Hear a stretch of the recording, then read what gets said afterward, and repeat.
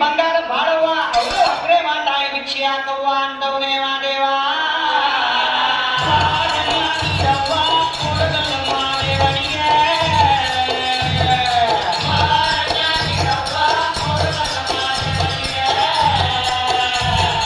ತಾಯಿ ಅಂದ್ರೆ ತಾಯಿ ಆಗ್ಬೇಕಿಲ್ಲ ತಾಯಿ ಲಗ್ನ ಆಗದೆ ಇರೋ ಹೆಣ್ಮಕ್ಳು ತಾಯಿ ಅವ್ರು ಭಿಕ್ಷೆ ನೀಡಿದ್ರೆ ಬಾಳ ಬಂಗಾರ ತಾಯಿ ಮೈ ತುಳಿದ್ರೆ ಬಾಳ ಕುಂಬಳಕಾಯಿ ಎಂದವನೇ ಮಾದೇವ